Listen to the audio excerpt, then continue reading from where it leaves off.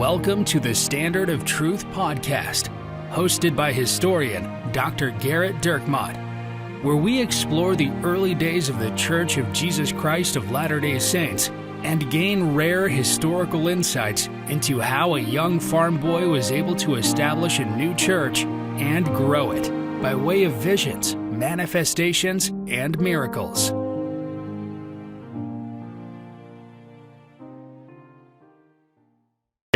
Hi, welcome to another episode of the Standard of Truth podcast. I'm your host, Dr. Garrett Dirkmaat, and I'm joined by my friend, Professor Richard Leduc. Hello, Garrett. In this week's podcast, we wanted to address several emails that we've received about Abraham Lincoln. We've received quite a few emails asking about Abraham Lincoln's engagement with the Mormons. I thought you were going to say which currency he's on. That's right. I figured at some point it would just become quizzes that people are asking. They us. wanted to know. Can you tell us what coin he's on? Yes. Well, they wanted to know specifically, perhaps his involvement with the Latter-day Saints, and perhaps also the Latter-day Saints kind of impression that they had on him as he was executing the Civil War. Well, wow, that's a pretty big question. Whenever you start to talk about a broad time period and what someone thought about something over the course of that time period, you can only scratch the surface. If we do anything on this podcast, it's essentially say every week, yeah, there's too many sources on that to know. And that's basically what we say every week is that, boy, yeah. We'll get to it. We'll get to it. We're getting to it. Yeah, That's get some estimates on that, and we'll get back to you. But there's a lot going on. Now, of course, Abraham Lincoln is a very minor person in Illinois at the time the Latter-day Saints are there. And so that's kind of a natural connection. And we're not the first religious group to try to make wider connections to more popular people of the time.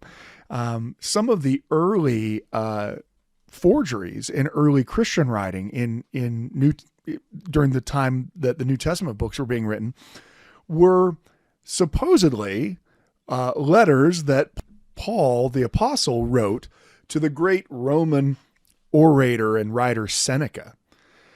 Now, Seneca is this amazingly popular Roman philosopher, and so, of course, later Christians want to ask the question. Seneca was brilliant. Seneca was, a foundation of some of our current culture and belief. I'm sure that he must have been impressed with Christianity. He must have been impressed with Paul. They likely wrote back and forth to one another. Now, no scholar actually believes that those letters between Paul and Seneca are in any way authentic. For starters, they're written hundreds of years after Paul's dead, so it makes it harder for Paul to write it unless he's having a nice angelic experience here writing back to Seneca. But the idea behind it is the same. You have a group of believing Christians who, at the time Paul was living, there are not very many Christians, and they don't really get a whole lot of notice empire-wide in the empire because there's not very many of them. But as more and more Christians become a part of the empire, they then look back on their history and they hope for some kind of connection between someone who's popular in their culture and someone who's the founder of their faith.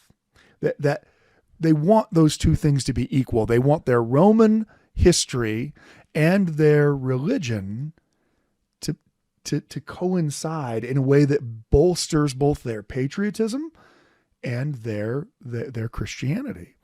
So it's not an uncommon idea or question if you're an American Latter-day Saint.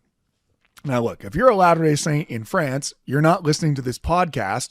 And second of all, if you were listening to it, I'm assuming only because you had an American friend who forced you to listen to it. But if you were listening to it, it would be very different. There's not a whole lot of Latter-day Saint, French Latter-day Saints that are incredibly concerned with how much Abraham Lincoln had a relationship with Latter-day Saints in Illinois or after. Absolutely. And shout out to Pierre and all of the other possible Ledukes that are listening in Lyon, Right, I France. used French just because, but you're Possibly. you're French Canadian though, We right? got kicked out in 1690. Yeah, We've been out of which- there for a while. Yeah, and there weren't even very many French in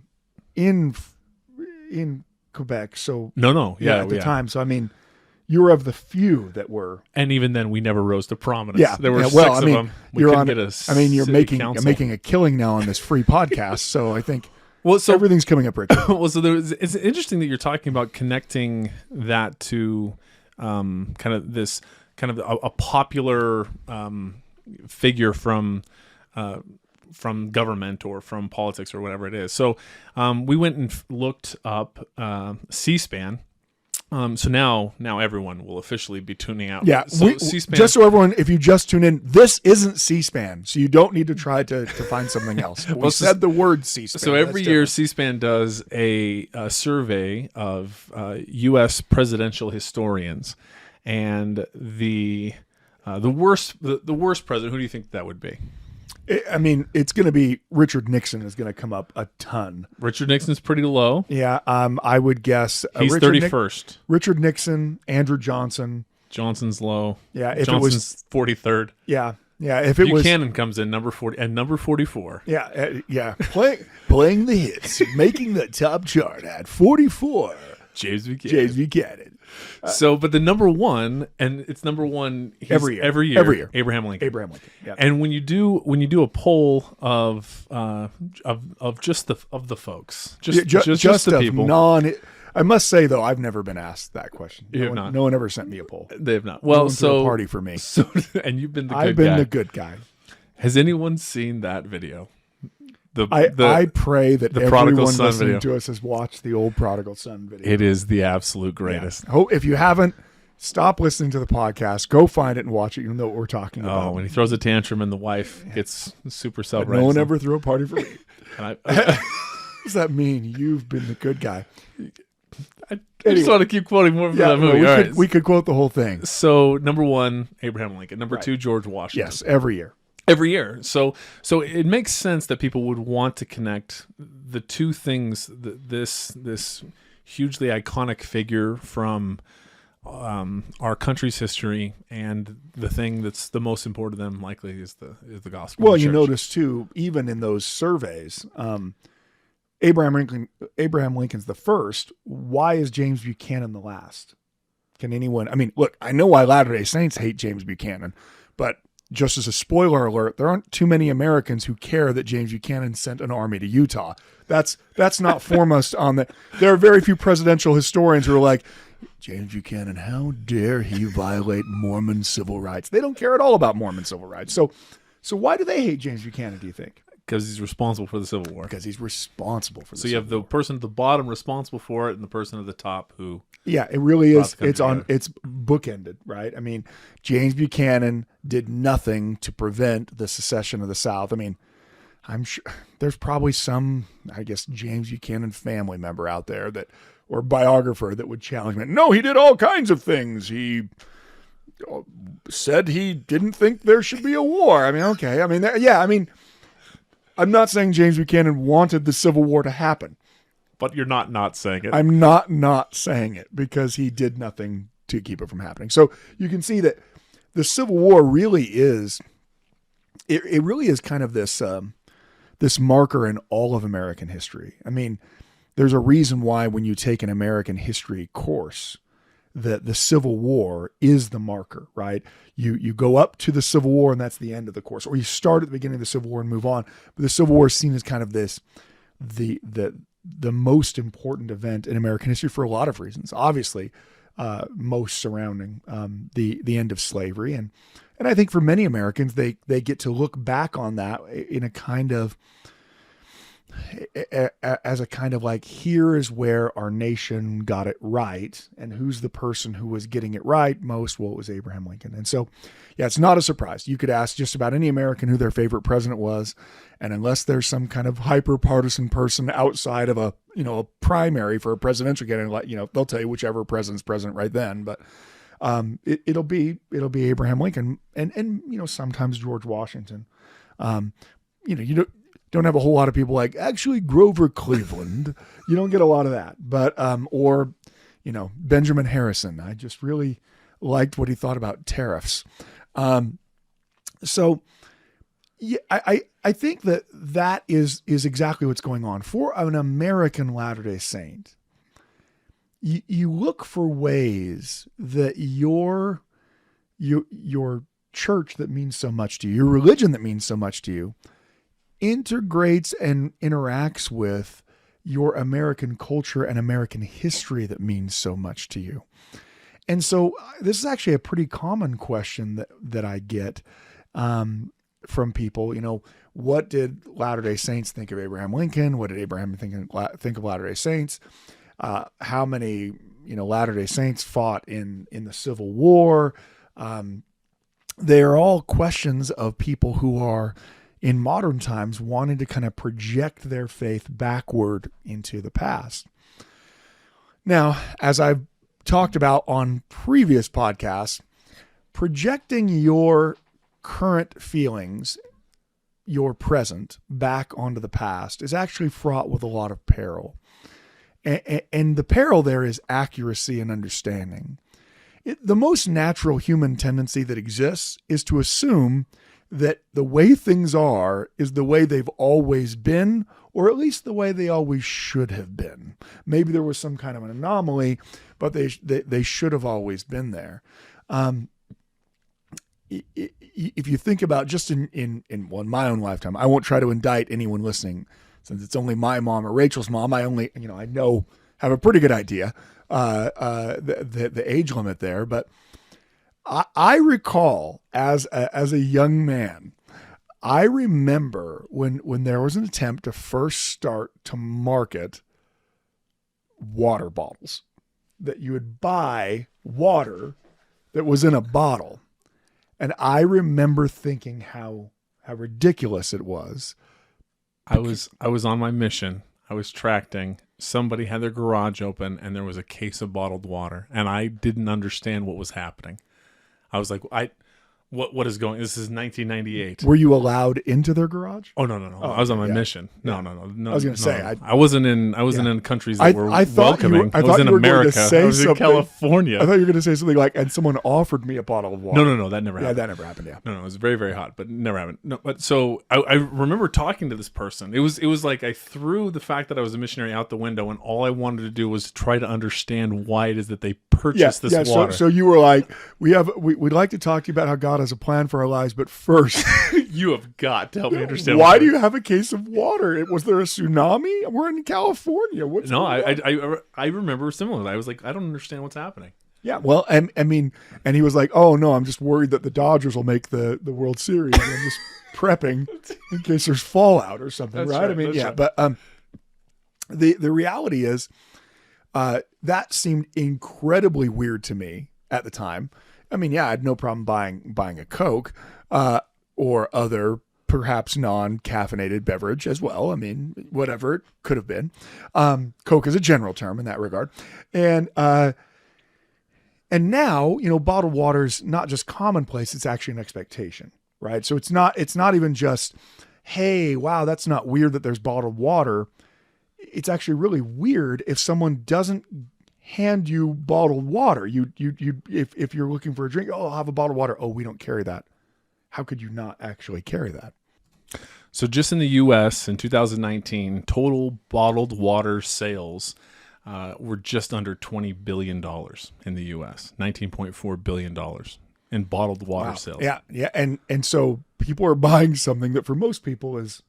Yeah, and so literally, essentially it would have been 23, 24 years ago. I'm like, I don't understand. This is the craziest thing I've ever seen in my life. And so that's part of the point of this is that when we have a current reality, it actually becomes really difficult to imagine a different reality.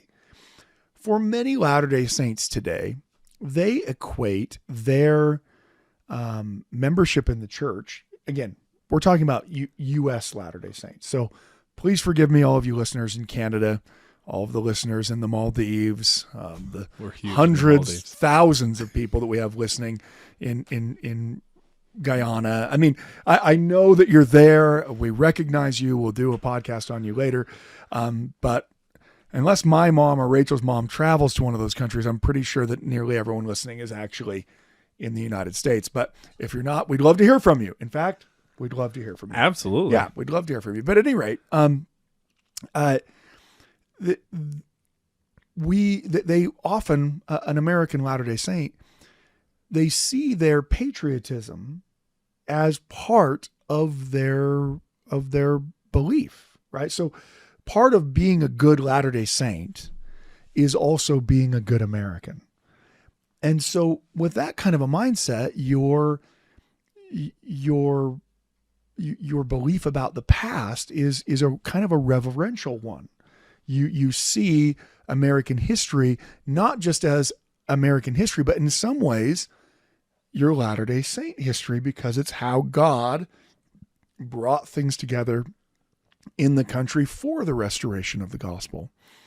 Now, I know I'm generalizing here. I'm sure there are people listening, well, I've never thought that way at all.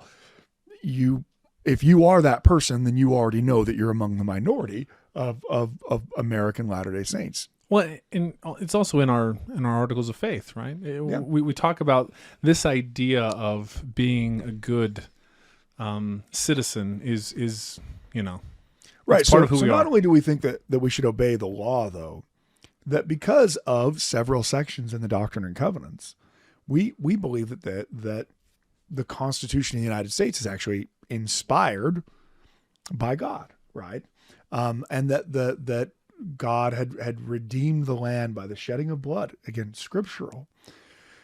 So you can see why the American story and the Latter-day Saint story can be viewed as one and the same thing. Now, while there might be a lot of places where you can cross over with that, where that might be the case, the problem is the very Latter-day Saint who is making that claim, who's connected in their mind, American history and Latter-day Saint history as being the same thing. That very Latter-day Saint understands that we moved to Utah, which at the time wasn't the United States. And so what is going on and how do we reconcile those things? I teach courses on Latter-day Saint history from 1844 to 1900. And I would say probably one of the most surprising aspects of that course for students is having to come to terms with just how antagonistic the United States government is towards the Latter-day Saints in Utah. And, in kind of retributively, how antagonistic Latter-day Saints in Utah are towards the United States government. Surprisingly, if you have a government that's trying to destroy your religion and throwing members of your family in jail and taking away your right to vote and taking away your property and taking away your right to serve on juries, you don't feel very kindly disposed towards them. And that, because we don't know that part of our history, at least many people don't know it as well, they don't recognize that kind of animosity would exist. I think many Latter-day Saints think things were bad. Joseph got murdered. We got out of Dodge, and then things were fine again. And we look at the Mormon Battalion essentially as this kind of like reconciliation effort where Latter-day Saint soldiers go off to fight. So of course we're loyal and everything's great with the government. And what that does is it very much oversimplifies what is an incredibly complex relationship. And history is really complicated. If anything, if this podcast has taught you anything, it's A, we aren't qualified to do a podcast. B, we probably shouldn't be doing a podcast. But also C, that history is complicated.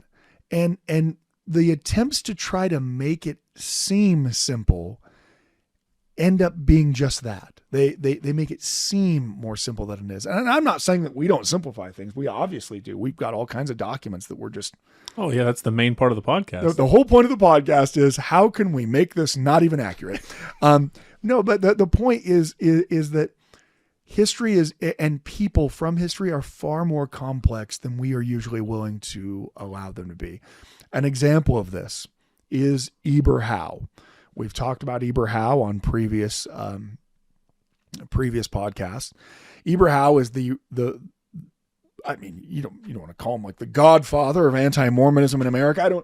What title do you think Eber Howe would like in that regard? The Sultan of Anti. The Sultan of Anti, the Grand Duke of anti-Mormon slander. I mean, yeah. He writes the first anti-Mormon book in American history. And it's so persuasive. It's so well done. And I'm not saying I believe anything. I'm saying he comprehensively attacks the faith. That book just keeps getting repeated and repeated and repeated. And the arguments in it are used as justifications to persecute Latter-day Saints for decades and decades. Even to this day, there are arguments that are commonly made by antagonists of the Latter-day Saint faith that come directly from Eber Howe's anti-Mormon book. To put it mildly, Eber Howe has at best been the source of thousands of destroyed testimonies, broken families, and crushed hopes and dreams and faith because of the lies that are in his book. At worst, that book justifies and spurs anti-Mormon violence against Latter-day Saints. Because if you become convinced that the entire Mormon idea is just a fraud that's trying to cheat people out of their money, that's trying to, drag their souls down to hell, that you can actually use the arguments from Eber Howe's book to justify actual violence. Now, to what extent, I don't know. But the point is, Eber Howe has led to the suffering of thousands of people and continues to lead to it as his utterly fraudulent arguments are repeated by people today and affect people's faith even today. So that, you might think that I'm about to say, that, and so Eber Howe's the worst person who ever lived. No, he's not. Because here's the other half of Eber Howe's personality. He also is someone who was very active in abolitionist movements and was very active in the Underground Railroad. So the same person who I have a loathing for because of what he did to my faith, I have respect for what he did for the dozens of enslaved African Americans that he helped get to freedom in Canada. So what do I do with that, right? We often want to believe that people are whatever soundbite we've decided they are from the past or even the present. But Eber Howe is a complex individual. He is the bane of Latter-day Saint existence in the 1830s and 1840s. And he is the jewel, the bright star of hope to those runaway slaves trying to outrun slave catchers and get to freedom. And the reality is that's how many people from the past are. They are judged from the past, at times incredible heroes and at times incredible villains. So, but Eber Howe might be kind of a perfect example of, I guess, the Republican Party in the 1860s. Yeah, I mean, when we're talking about Eber Howe in the 1830s, when he writes that, there's no Republican Party, right? But one of the things, as I said, that's actually very uncomfortable for some American Latter-day Saints to come to terms with is the Republican Party when it's founded is founded with two goals. Its first presidential platform is the elimination of the twin relics of barbarism from the territories, slavery, which I think everyone can get behind, and polygamy. And the reality is the Republican Party is founded as one of its stated goals as an anti-Mormon party. And much of their rhetoric, many of the things that they say, revolve around that. Now, we've said before on a podcast that once the Latter-day Saints are practicing plural marriage, well, that becomes the easy argument, the easy justification for anti-Mormon beliefs and thought. But it would be a very inaccurate idea to think that there wasn't any anti-Mormonism until people started practicing plural marriage. There's a lot of dead people in Missouri that testify to the fact that there's a lot of anti-Mormonism without the practice of plural marriage. Polygamy just becomes the easiest argument to make and to win. It even is today. I mean, how many of you have been in a conversation with someone about what you believe, and as it's going very well, the next thing they say is, well, what about polygamy? Because they know that that's the next place that they can go, at least in an American context. And so that the problem is many Republicans are very often white evangelical Christians from the Northeast. In Joseph Smith's time and then well up into the time of the Civil War, the most religious places in the United States were New England and the upper Midwest. So essentially Ohio up through to Vermont. Now you don't think of Richard's laughing because I said the word Vermont. No, just it's a state by New Hampshire. Oh, no, I'm familiar. I'm familiar with this. Okay, but Craig Wilson, he doesn't even know where you live. No, it's I think he's been to your house. Yeah, well, he's another potential listener to the podcast. We don't want to eliminate our Vermont, New Hampshire listeners. Yeah, if we eliminate the entire capital of Vermont, we'll have lost 0 listeners. But no, so I just laugh at the idea of Vermont's a beautiful state. Full of wonderful dairy products, but religious they ain't. Well, in fact, according to surveys, they are the least religious state in the United States. But this is kind of the point, right? How much things change. Exactly. So if I were to ask any American right now, what is the most religious part of the United States? They would not say Vermont. Again, if they knew that Vermont was a state, they wouldn't say Vermont. They would say the American South, right? They'd say, for sure. South is Bible Belt. That's the most religious. That's the most religious now. And that's one of the things that's very difficult to understand. We talked a little bit about this when we were talking about the First Vision podcast way back in the beginning, back before you were listening, before we had microphones that really worked, before you stopped listening also. I mean, really, it was a long time ago. But the American religious landscape geographically was very different. There's a reason why Joseph Smith had his vision where he did in New York, because it was one of the most religious places in the country. Vermont and New Hampshire, the most religious places in the country. Massachusetts, Ohio, the least religious places, Georgia, South Carolina.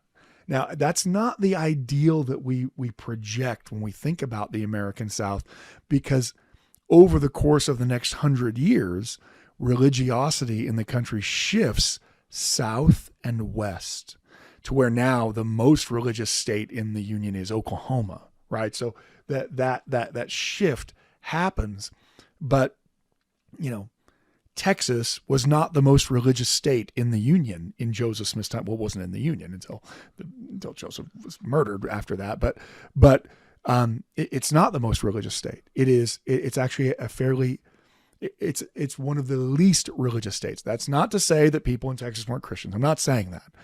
So what you're saying is that people in Texas aren't Christians. Exactly. Everyone listening who's like either from Texas or like, no, my great-great-grandfather, I know that I'm talking statistically. Statistically speaking, the most fervent religious people were in the Northeast. And that's surprising to a modern day listener because they think of those places as being the least religious. That's because 150, 180 years pass in between and things change. So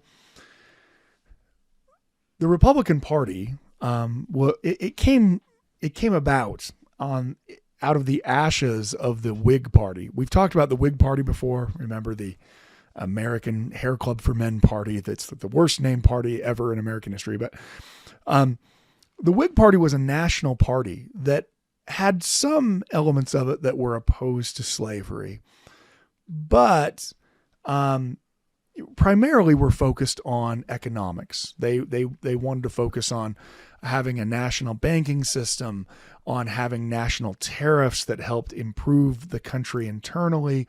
They were never the most popular party. The Democratic Party was both older and far more popular, and that Whig Party was really found itself in a minority in most states and really struggled when it came to presidential elections. They finally win a presidential election in 1840 when William Henry Harrison is able to win. That's the slogan that, if you remember, Richard, Tippecanoe and Tyler too. Yeah, but right. You knew the Rumsey. Rumsey Dumpsey. Yeah, right. Colonel, shot Tecumseh. But then, of course, he dies right after that. And then his vice president's basically a Democrat, so that doesn't help them at all.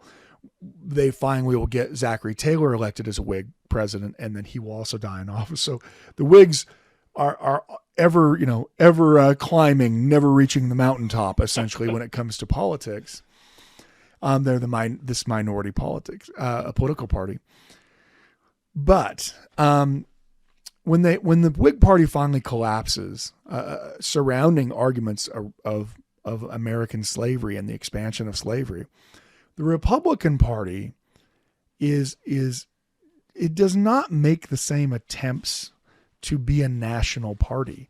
By that I mean the Republican Party, essentially from its inception, is founded in Wisconsin, is a sectional party. It's a party of people from the North, and the prevention of the expansion of slavery is expanding slavery to the church. That is a primary purpose of the party's creation. For the Whigs, there were some anti-slavery Whigs, some very fervent anti-slavery Whigs, but that wasn't the purpose of the party. That was part of what members of the party thought. The Republican Party was founded with the express intent to prevent slavery from expanding. And so many of these members of the Republican Party were following that from an evangelical Christian position. Why do you hate slavery? I hate slavery because it's a sin in the eyes of God. Well, it shouldn't be terribly surprising to you that the same person in the 1840s and 1850s and 1860s who is so religious that they've decided that slavery is a national evil that has to be eliminated regardless because slavery is a sin in the eyes of God, that same person also sees Mormonism as a sin in the eyes of God because it's not regular Christianity. And that kind of becomes the other side of the coin that, we're really excited about someone when, as we look back in the past, and they adamantly hate slavery because they know it's a sin. I mean, all of us clap and jump up and down and say, you're right. Why didn't more people listen to you? Well, the same thing that makes that person say slavery is a sin in the eyes of God is the same thing that makes them say that Mormonism is a sin in the eyes of God. And so often you find that your quite fervent abolitionists are also your quite fervent anti-Mormons. Several of the most rigorous antagonistic laws against Mormons are written by incredibly pious believers, some of them ordained preachers, in fact, because they think they're trying to cleanse the Christian nation from the apostasy that Mormonism is and keep people from going to hell. So that's an important thing to understand, first of all, that when we look back on the past, we all want to be abolitionists. Of course we do. And we say to ourselves, we're watching a movie about slavery in the past and we're horrified by the evils of it. And we want to beat up the people that are in it. And we say to ourselves, if I lived back then, I would never, we get a sense of righteous indignation that says, if I lived in the past, I would be at the forefront of anti-slavery belief. And I think that's true. I don't think people are lying about that when they say that. But the problem is they're saying it with their current light and knowledge that they have now. Of course, if you got into a time machine today and went back into the past, I would hope and pray that you would carry with you the same slavery is wrong understanding that you have right now. But we're not talking about getting in a time machine. We're talking about what did most Americans think at the time. And most Americans, by most scholarly standards, are relatively ambivalent about slavery. They just are. We talked about this with Joseph Smith's presidential campaign. I'm not saying that most Americans are, pro-slavery, but very much so, even in the North, even where slavery was outlawed, very few Americans would be considered abolitionists, people who are agitating for the end of slavery. And those few who are, almost always are doing so with a religious purpose behind them. You think of people like Harriet Beecher Stowe. Harriet Beecher Stowe is absolutely arguing that slavery is an evil in the eyes of God on the basis of religion. I mean, her and her father and her brothers are all just, magnificent preachers and orators and teachers. And it's their Christianity that is pushing their anti-slavery sentiments.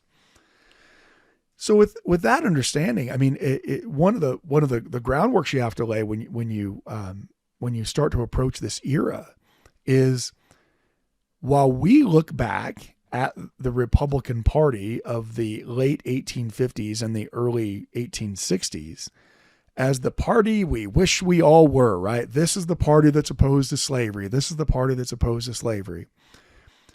Because we don't know our history very well, we don't realize that Republican Party is also adamantly anti-Mormon and advocating for anti-Mormon laws, advocating for anti-Mormon positions, and trying to do things that will not only prevent the church from growing, but for many of them, they want to see it exterminated. So what are some examples then of things that the Republican Party did that that members of the church might be surprised at or hearing as it relates to... Well, I mean, again, we're talking about the Republican Party in the 19th century. So this is not... tell me what Donald Trump did.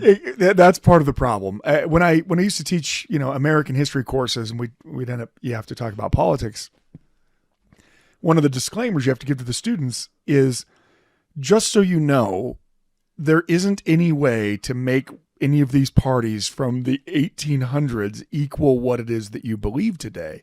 Because some people are so tribal in their political beliefs. That's exactly what they would do. I would have students every class I ever taught when I taught the early American history class. Every class I taught, I would have at least one, if not multiple students, send me an email, pull me aside after class and ask, so do you think like the Democratic Republicans were more like what, the Republicans are today? Or do you think, because for them, they've created this value system of, if it's Democrat good, Republican bad, or if it's Republican good, Democrat bad. And they want to view history through that same completely black and white lens because it makes things easy. We just talked about simplicity. It's really easy if you can label things from the past and then you know where you stand on them. And frankly, when 150 plus years have gone by, those kinds of labels are relatively... that they're not very helpful. Let's take, for example, that the Republican Party in, Brigham Young's time has many evangelical Christian elements to it. Well, you could say, well, that's kind of similar. Okay, very similar. But the Republican Party in Brigham Young's time was also very much opposed to a large standing army, right? They were opposed to any type of military expenditures.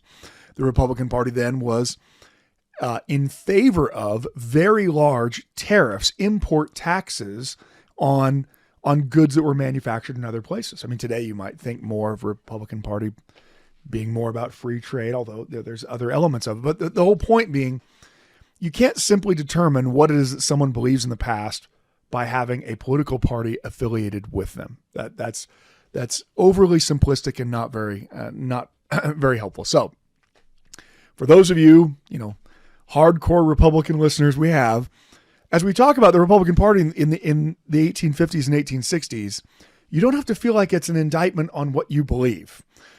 We've talked a great deal about the Democratic presidents and governors that affected the Latter-day Saints being driven out of Missouri and then out of Illinois. And similarly, if you happen to be a Democrat listening, that doesn't mean that you are the one who drove them out of Illinois. That's not how that works, okay? But after the Republican Party is founded, there is now a national party that is definitively opposed to Mormonism. And this becomes a unique problem for the church because, look, no one loved Mormons before. It's not like, oh, suddenly there's a party that doesn't like Mormons. I mean, again, it was... But they hated them locally. Yeah, it was... Well, yeah, Democrats and Whigs were driving Latter-day Saints out of states already. So it was never just this kind of thing that... that they were loved by the political parties. The reality was they tried to work with political parties. It rarely worked out. Often violence against Latter-day Saints was specifically because of the political impact that at least one of the reasons, because of the political impact they could have in the area. But the Republican Party made being anti-Mormon part of what being a Republican was. And so that shifts this kind of antagonistic rhetoric. And one of the things it does is it actually places Democrats very much on the defensive. Why? Well, at this point, by the late 1850s, again, for those of us new to Latter-day Saint history, the Mormons are already in Salt Lake at that point, so they get there in 1847. So by the mid to late 1850s, when the Republican Party is coming into its own, the Latter-day Saints have been out there for about a decade, but living in the territories as they do places them square in the arguments of the expansion of slavery. The arguments for the Republican Party was not we're going to abolish slavery everywhere, although there were some Republicans who certainly were abolitionists. The argument was we're not going to let slavery expand to the federal territories in the West. Democrats, of course, on the other hand, wanted to allow slavery, again, generally, there are obviously some who didn't, but generally wanted to allow slavery to expand to the territories in the West. So where does Mormonism, so-called, factor into that? Well, Democrats were very wary of attempts by Republicans to pass laws to outlaw polygamy in the territories. Marriage then, I mean, it still is that now, but you almost never hear anyone referring to it, but marriage is considered a domestic institution. You almost have to sit up straighter in your chair when you say it that way. All right. Meaning it's something that's a part of someone's home life. Slavery was also considered a domestic institution.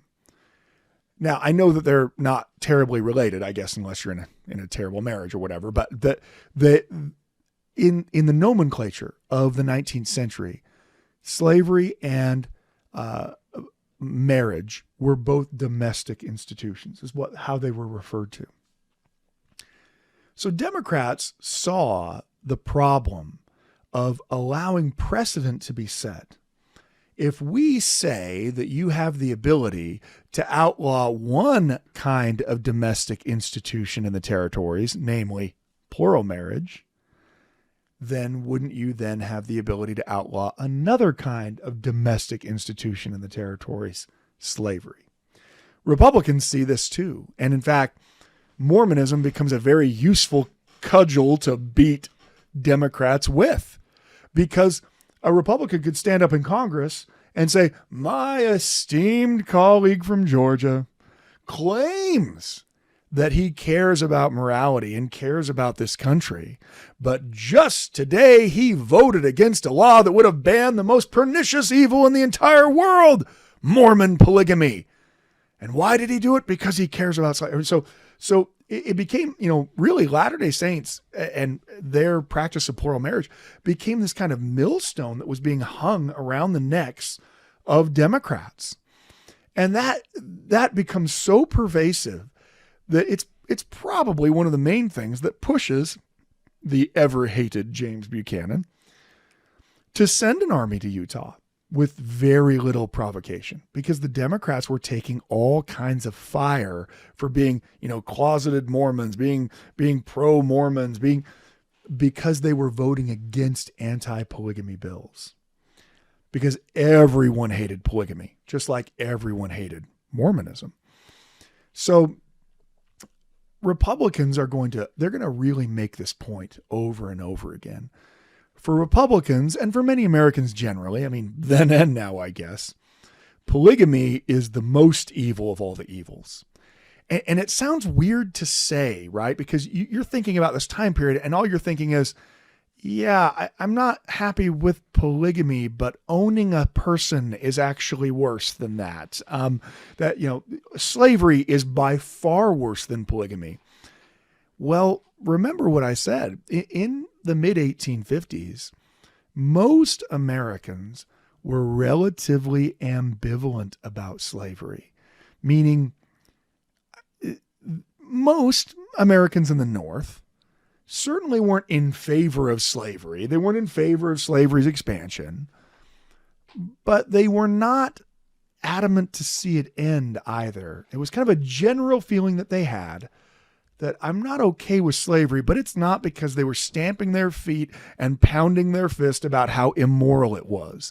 They lived in a society that was incredibly stratified, that there were some people who were just fated to fail, and they saw slaves as being the bottom rung of that society. Of course, there's a bunch of racial bigotry that's a part of that as well. So then I guess maybe there's this idea that the majority of the North or the Republican Party at that time were primarily abolitionists, but you're saying that's not the case. I'm saying that most Americans, and again, even in the North, Republicans they're not the majority yet. They're not going to be until 1860 in most states.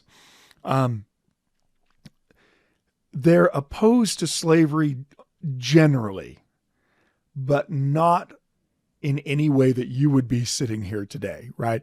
Today, if you're someone who's a proponent of owning another person, you're pretty far outside of what is acceptable in society. And you also aren't allowed to have kind of an ambivalent position on it. If someone said, what do you think about slavery? And you said, I don't know, how would that affect my stock portfolio? You would be the worst person who ever lived, right? But in the mid-19th century, like I said, there's a kind of ambivalence. I'm not saying everyone is. Obviously, there are abolitionists, but they only make up 2 to 3% of the American population. So most people are not adamant abolitionists. They just aren't. And then there's a whole spectrum. There's some people who think, well, okay, I'd be fine with it if there was a gradual emancipation. Or there were others who were like, I guess I'd be fine one way or the other, but I don't want to pay for it. And then there were others that in the North did not want to see the slaves freed precisely because they were bigoted racists. They thought if black slaves were freed, that it would destroy civilization. In the North, people thought that, not just the South. An example that's actually a really bad example, but to show you how difficult it is to kind of come up with an example, I'll often ask my students at BYU to try to make this point. I'll say, if I were to ask you as a survey, if I were to have you write down on a survey, should BYU become a more green campus? The vast majority of my students would say yes. Almost all of them. There would be a couple that would be like, no, we shouldn't do anything to help there. I get it. There'd be a couple. But most of them would respond, absolutely, we should become a more green campus, right? If the follow-up to that was, great, since we're all agreed we should become a more green campus, we're going to triple tuition rates so that we can pay to have solar panels installed everywhere, so that we can eliminate all of our gas automobiles, so that everything surrounding the campus is renewable. Now, faced with that statement, suddenly the people in favor of becoming a green campus shrink considerably. When they didn't have to make any sacrifice at all, their tendency was towards that. They felt, oh yeah, we should do that. But the moment they thought that they would have to sacrifice to get to that point, they were pretty far. Now, again, there would be 2 or 3 of the students who would be like, yep, I'm not paying for this anyway. My dad is, so go ahead. What difference does this make? Mom's the one writing the check. So I guess, sure, triple it. I don't care. But the reality is that their adherence to that is not as big as people might think it is. I mean, you see this when it comes to environmental issues all the time, that people have a general sense of, yeah, I want to be more environmentally friendly. But, in a national survey, the number that people were willing to pay each month extra on their electric bill specifically to fight, climate change was less than $10. So that, yeah, I'm all in, except that I'm not all in at all. And that's, there's nothing that's exactly the same as the way Americans felt about slavery. But I'm just trying to demonstrate that there was a general feeling in the North of annoyance about the power of the South because they had more political power than they should have because of slavery, that there were constant arguments about it because of slavery. But we're just creating a false history when we think that every person who lived in the North was adamantly, desperately trying to end slavery all throughout the 1850s. It's just not really the case. And it's part of the romanticization of our own history to look back so that we could say, oh yes, there were so many people trying to end it. Well, there were some people trying to end it. But unfortunately, there were far more people who were fine with slavery staying the way it was than there were those who were trying to end it. At any rate, what that meant was, while many Americans were ambivalent about slavery, no Americans were ambivalent about polygamy and Mormonism.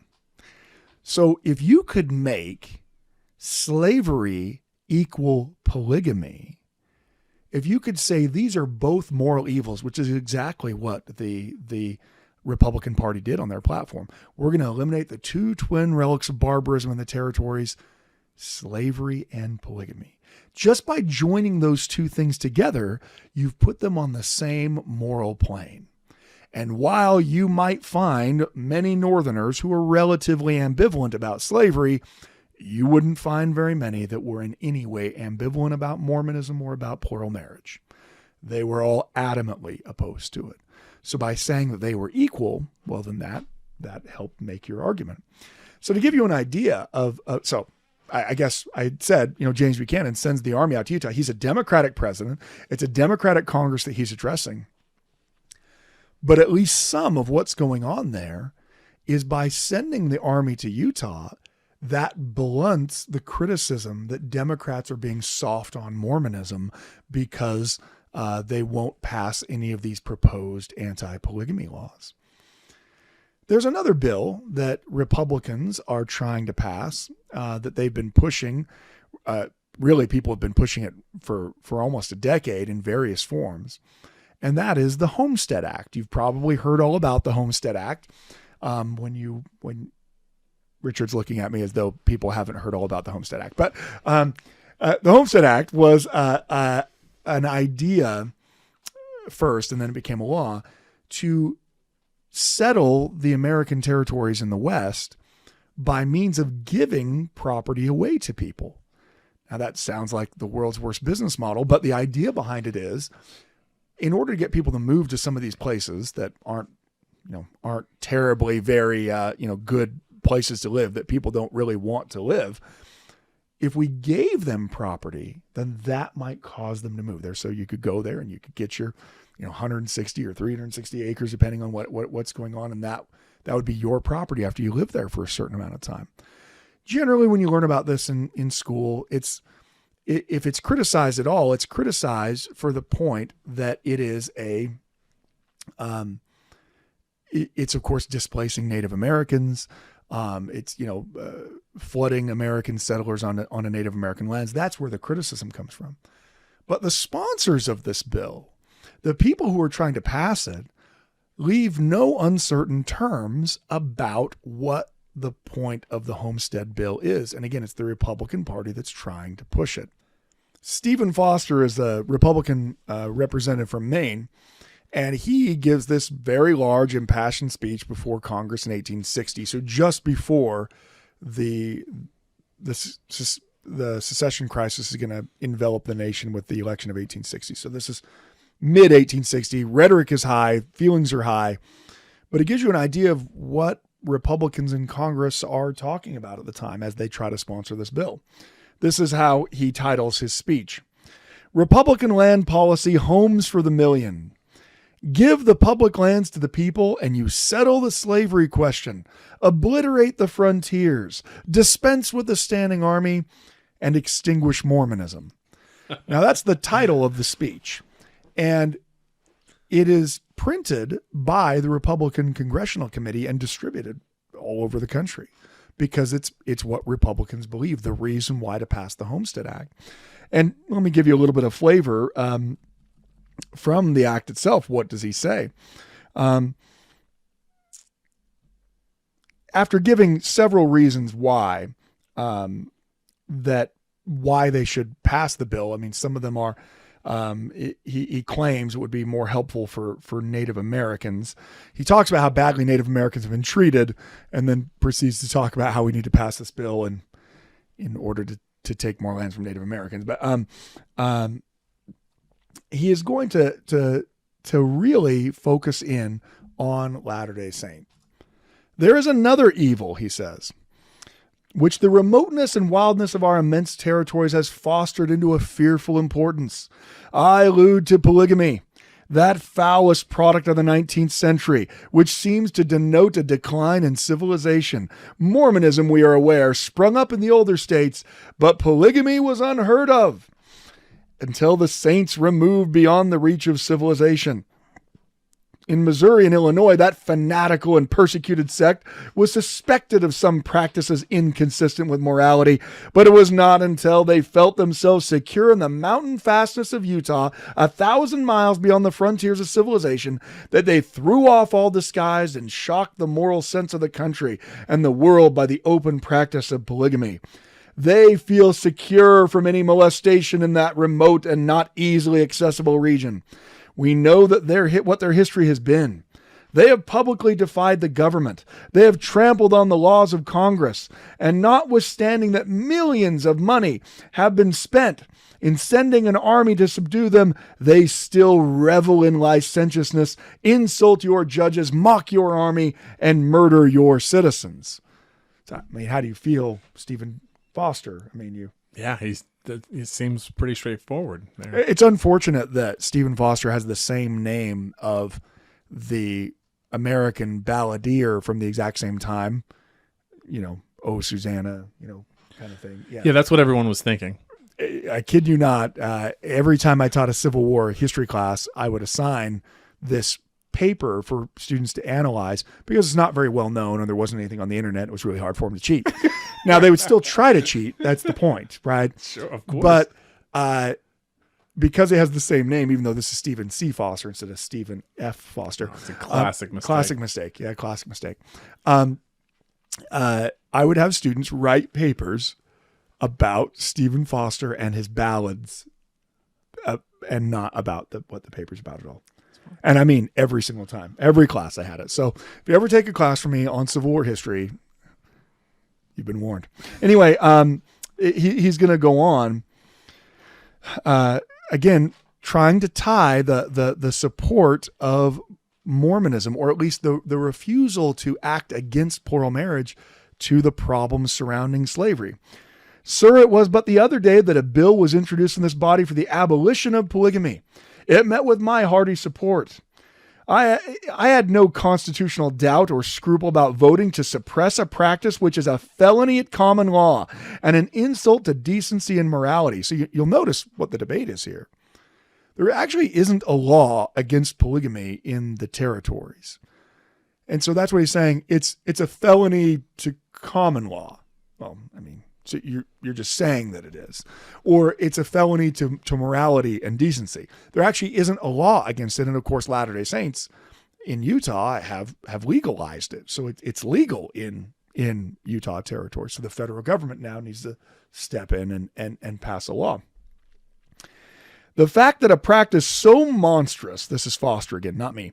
The fact that a practice so monstrous has sprung up in one of the organized territories of the Union proves the necessity of a general law to prohibit it, not only in Utah, but in all the territories. But who is to put that law in force in Utah? The institution of polygamy has been permitted to grow up to such proportions as to defy suppression by any ordinary legal process. The whole population sustain it and practice it, or desire to practice it. It's very funny. Right? They all either are polygamous or desperately want to be polygamous. That's not really borne out by the numbers who practice polygamy, but that's certainly how it's viewed. Who is to put that law in force? The Mormons?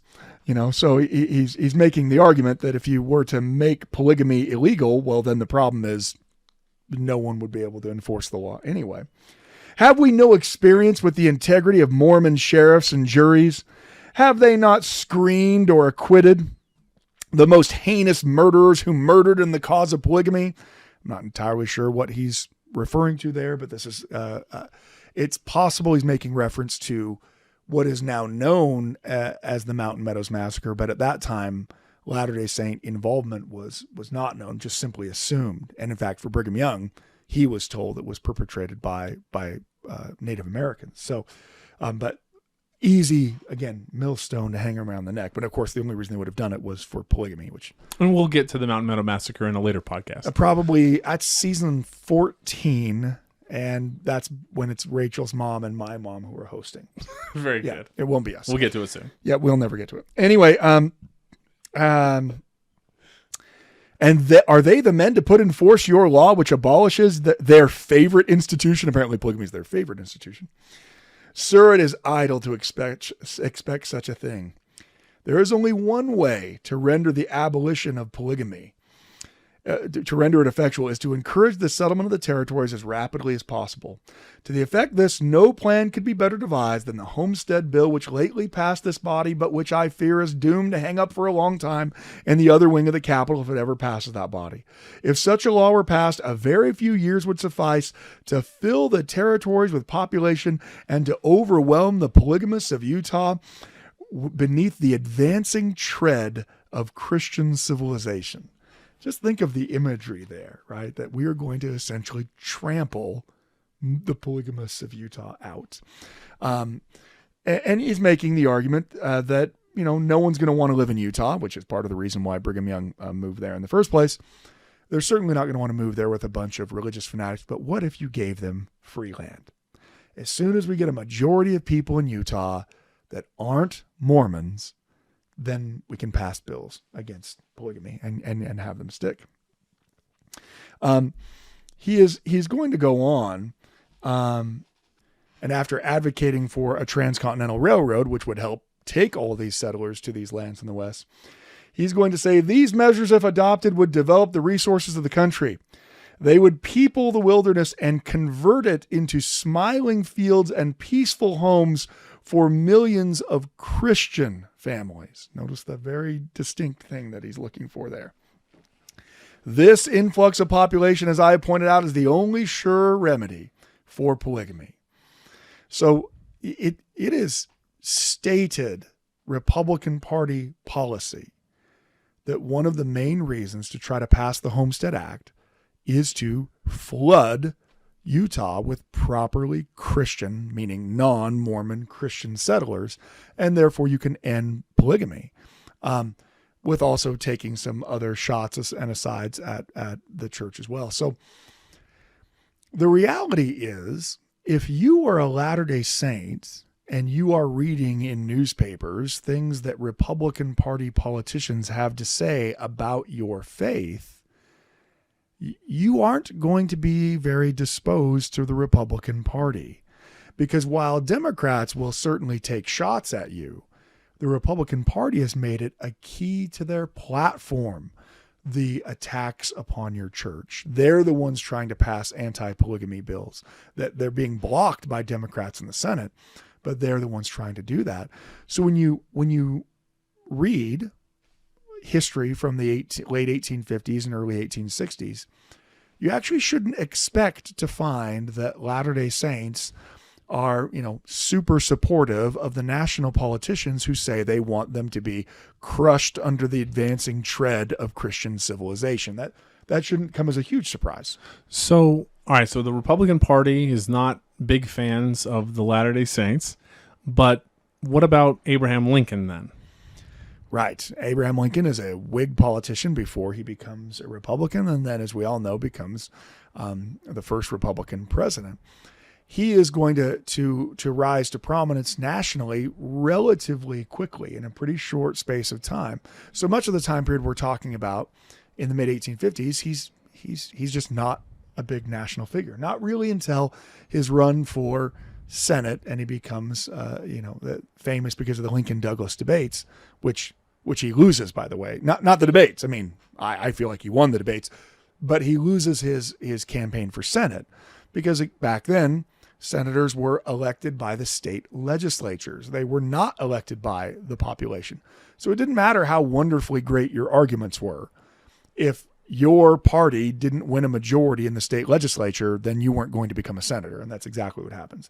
Illinois has a majority Democrats in their state house, and they elect Stephen Douglas rather than Abraham Lincoln to be their senator. He rises to national prominence because of that. So most Latter-day Saints, of course, aren't going to be terribly familiar with Abraham Lincoln until he starts getting that national press from the Lincoln-Douglas debates. And then, of course, as you move into the election of 1860, he's going to have much more prominence because he's going to become the Republican Party candidate, and the Democratic ticket is going to be fractured across multiple parties. The Democratic Party will actually break up into a kind of a Southern Democratic Party, a Constitutional Union Democratic Party, a National Democratic Party, because they're all trying to appeal to these different wings of a divided Democratic electorate that's based in the South, but also has, millions of adherents in the North. One other thing that really causes Latter-day Saints in Utah to have a great skepticism of the Republican Party is the first presidential candidate that they put up is John C. Fremont. I don't know if you know John C. Fremont from his, exploration days. Latter-day Saints had actually used Fremont's maps of California in order to make their way to what was then, Alta California, Mexican California, which is where Utah was when the Saints moved there. Fremont is a well-known abolitionist, which makes it very well that he's the Republican candidate for president. But he's the one, it's his campaign that first marks the end of the twin relics of barbarism, slavery, and polygamy. And he has a special personal connection to Latter-day Saints that many people don't know. And that is his wife, Bessie, is the daughter of Thomas Hart Benton, Senator Thomas Hart Benton of Missouri. Senator Benton is probably single-handedly the primary reason why Latter-day Saints were not able to get a hearing in the United States Senate for all of the crimes that had been committed against them, because he was a very powerful senator, and he made sure that no debate or discussion on reparations for things that happened to Mormons in Missouri ever got discussed. So if you're a Latter-day Saint, having just left everything, traveled 1,000 miles to live next to a salt lake, and you hear of this new party that arises through the newspapers, and this party has a platform of trying to destroy a tenet of your religion, and then they nominate as their presidential candidate, the son-in-law of the person you hate most on earth, you're probably not going to flock to be a part of that party. So it's important to understand, on the eve of the election of 1860, already the Republican Party has been actively trying to suppress Latter-day Saint religion. And Democrats have been pushing back against those efforts, not because they care about Latter-day Saints at all, but because they care about the precedent it might set. So the nature of feeling towards Republicans in Utah Territory is incredibly negative. Because, and honestly, whatever political party you are right now, if you're sitting there thinking, he won't mention constitutional, well, there I am, right? Whatever political party you're a part of, imagine if the leader of either that party or the opposition party came out with a presidential platform to prevent Latter-day Saint marriages in temples because it was unfair, it was unequal. How would you feel towards that party and that presidential candidate if it was something they talked about over and over again? It was part of their party platform. Would you support them, or would you say, no thanks? So as we talk about in our next episode, we're going to talk about, where does Abraham Lincoln fit into this, as he is part of, and then soon to be the leader of, the party that is the most adamantly opposed to Latter-day Saints in the country. Thank you for listening to the Standard of Truth podcast, hosted by historian Dr. Garrett Dirkmaat. If you know anybody that could benefit from the material in this episode, please share it with them. And for more resources, visit standardoftruth.com. Until next time.